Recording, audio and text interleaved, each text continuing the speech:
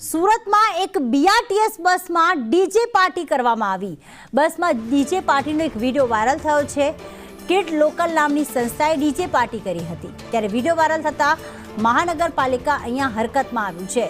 કોઈપણ મંજૂરી વિના પાર્ટી કર્યાનો ખુલાસો થયો। મહાનગરપાલિકા દ્વારા સંસ્થાને નોટિસ ફટકારવા કવાયત હાથ ધરવામાં આવી છે। ડેપોમાં શૂટિંગના નામે મ્યુઝિક વગાડ્યું હતું। 9 ઓગસ્ટના રોજ ડીજે પાર્ટી કર્યાનો ખુલાસો થયો છે।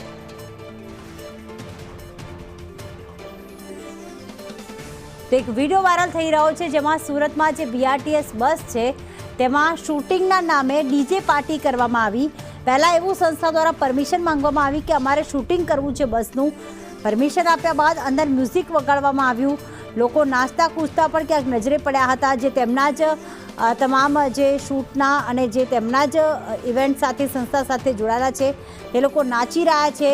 આખું ડીજેનું જે આખું મશીન હોય તે લઈને આવ્યા છે અને અંદર પાર્ટી કરવામાં આવી રહી છે। અને આ પ્રકારનો વિડીયો જ્યારે વાયરલ થયો છે ત્યારે મહાનગરપાલિકા હરકતમાં આવ્યું છે। આપ જોઈ રહ્યા છો કે એ ડીજેના જે ઇવેન્ટ સાથે સંકળાયેલા લોકો છે તેની સાથે અન્ય મુસાફરો પણ છે કે જે આ ડીજે પાર્ટીને માણતા પણ નજરે પડી રહ્યા છે। હવે બીઆરટીએસ બસમાં મ્યુઝિક વગાડવું, ડીજે પાર્ટી કરવી આ કેટલા અંશે યોગ્ય, ત્યારે આ વિડીયો વાયરલ થયો છે। મનીષ જોડાઈ ગયા છે। મનીષ, મહાનગરપાલિકાએ શું અમને શૂટિંગની મંજૂરી આપી હતી? અને મંજૂરી તો ચલો આપી દીધી, પણ અહીંયા આખું ડીજેનું સેટઅપ ગોઠવવામાં આવ્યું, અંદર ડાન્સ કરતા પણ આ સંસ્થાના લોકો દેખાઈ રહ્યા છે।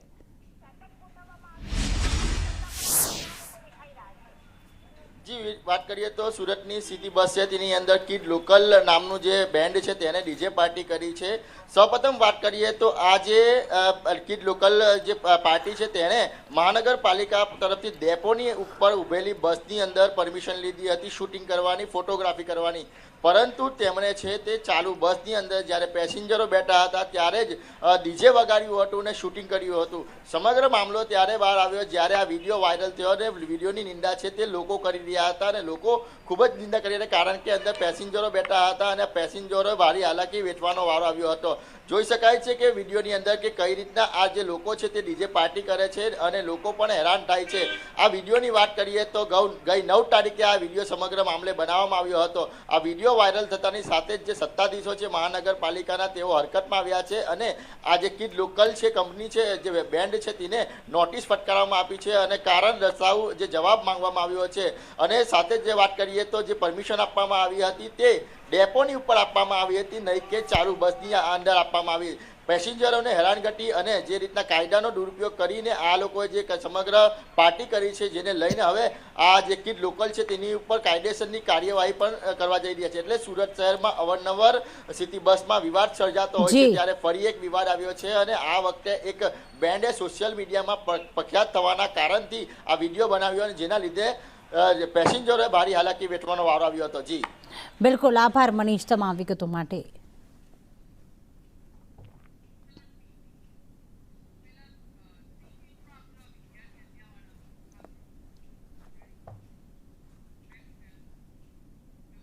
અને હવે વાત કરીએ 7th ડે સ્કૂલમાં થયેલી હત્યા બાદ જે આક્રોશ ફાટી નીકળ્યો છે તેની।